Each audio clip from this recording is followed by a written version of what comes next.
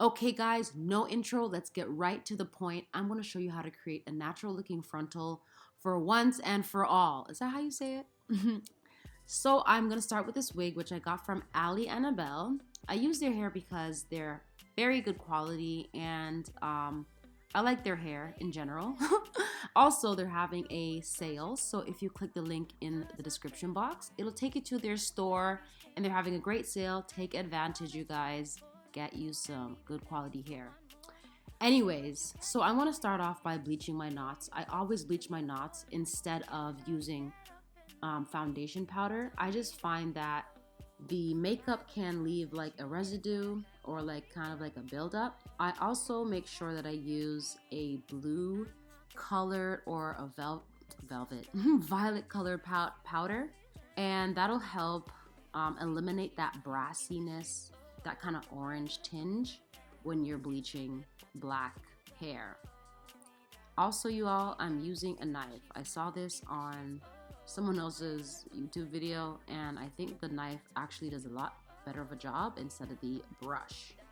So I'm going to leave this on for about 40 minutes just to make sure you get as many knots as possible. Sometimes you do miss some, so leaving it on longer will help you get more of the knots. And voila, this is what I'm left with. As you can see, it's not looking too brassy. Not bad, not bad. Okay, so this is the part that honestly I just get so scared about because I've tweezed my wigs before and I've honestly over tweezed them so many times in my life, and it's easy to tweeze them, but you cannot put that hair back once it's gone bald, so take your time. So another suggestion I have for you, when you're tweezing, try to tweeze the hairs individually. And I say that because in the past, I've clumped a whole bunch of hair together in the tweezer and just pulled it all out, and it's left me with a huge bald spot.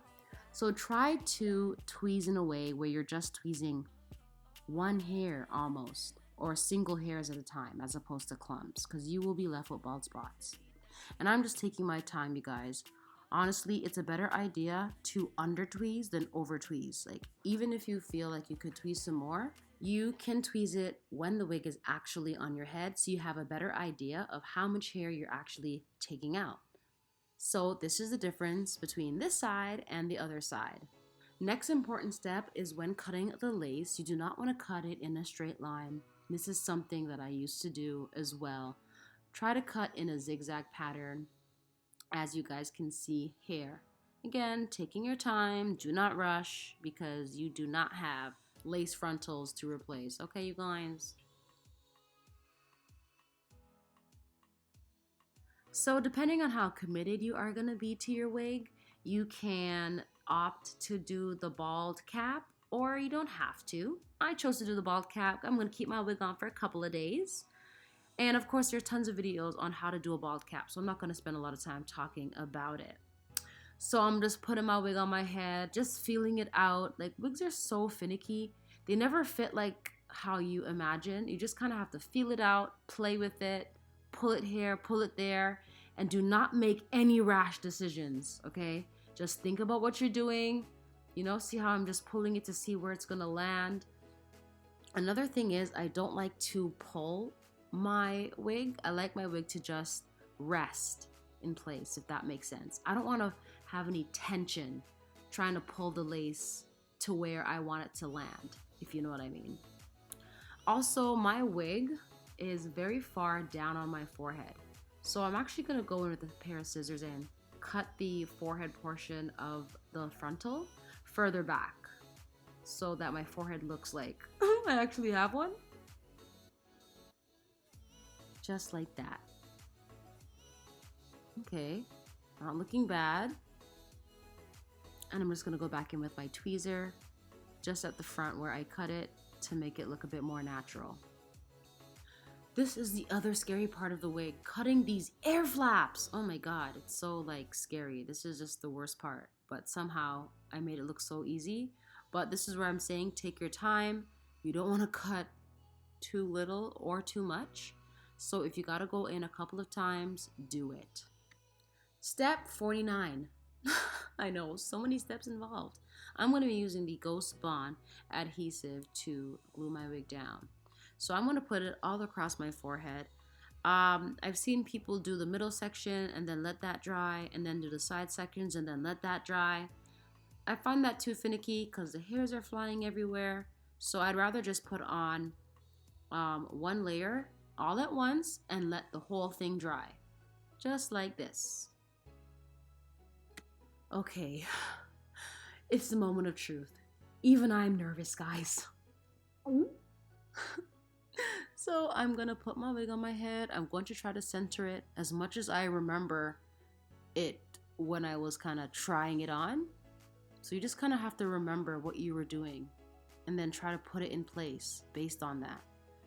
And I guess the great thing about this glue is it doesn't get too sticky, where if you have to make some last minute adjustments, you can just kind of pull it off and start again.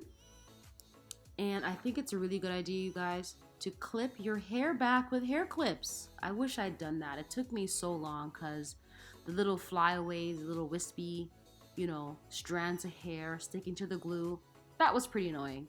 But I got through it, you guys. I got through it. We made it. We made it almost. Okay. We still have another 15 steps, but it's looking pretty good. Looking pretty good if I do say so myself. Next, we're gonna whip out our handy dandy setting wraps. You can go to the hair store and ask for these wraps. They're usually used when you set your hair with mousse and you sit under the dryer. So we're gonna need these. What we're gonna do is create a bias. This is just gonna be the hardest thing to explain. But essentially, we wanna make the very first thin layer or row of hair, we want them to want to go forward, okay? We're gonna train these hairs to go forward. That's what we're doing, okay? We're training these hairs to go forward. It's gonna make sense later, okay? But you're gonna need some mousse and you're gonna need these wraps. If you don't have these wraps, a bandana or a hair tie will do fine.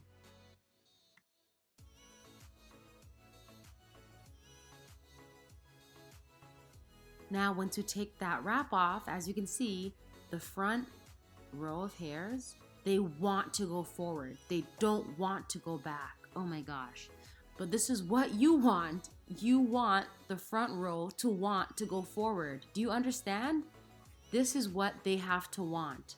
They have to want to go forward. Do you get it? You do get it though. So as you can see, when you make it go back, it has this swooping effect that really hides the lace, and that's what we're looking for. Do you see? Do you get it? The hairs, once they, okay, anyhow, forget it. I can't explain it to you anymore. You just have to watch and see exactly what's happening. So these hairs, you can go ahead and cut them into baby hairs if you want to. You do not have to, but I'm choosing to cut them into baby hairs. Now, these front hairs in the forehead part, they do look a little weird, but don't worry guys, I am going to tweeze out a bit of that kind of bulk in the line, and that's what I went ahead and did. Now, I know what you're thinking. You're saying, oh, Rochelle, I could see like some of the lace. Don't worry. This is where this step comes in to completely hide the lace and just give the illusion its final look. Okay, guys? So what I'm doing is going back in with the mousse, and I am taking those baby hairs. Remember the baby hairs that we forced to go forward? We're going to force them to go back. But because they were already forced to go forward, when they're going back, they create this natural swoop. You see the swoop, you all? This is a natural swoop. This swoop is just happening by itself. We're not faking this swoop. So we're going to use the mousse to set it, and we're going to tie it with our setting wrap again. And this will be the final step. Finally, right?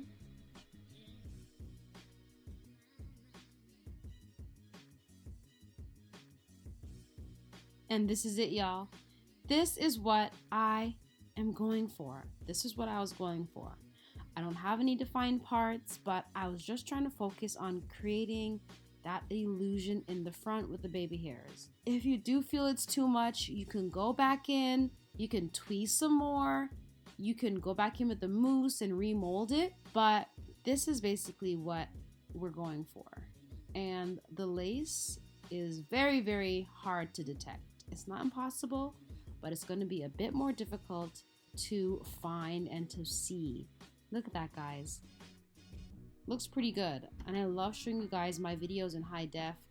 This is what it looks like in daylight, like in broad daylight. This is what it actually looks like. So these clips were initially a part of a get ready with me that I did for my anti-Valentine's Day video that I did. Anywho, if you guys found this video helpful, be sure to give it a thumbs up. And don't forget to check out Ali Annabelle. Their link is in the description box. They're having an amazing sale, so check it out. And if you're not subscribed, go ahead and click that subscribe button, comment, like, and share. And let me know if you want to see more, you guys. Up we glow. Love you. Bye.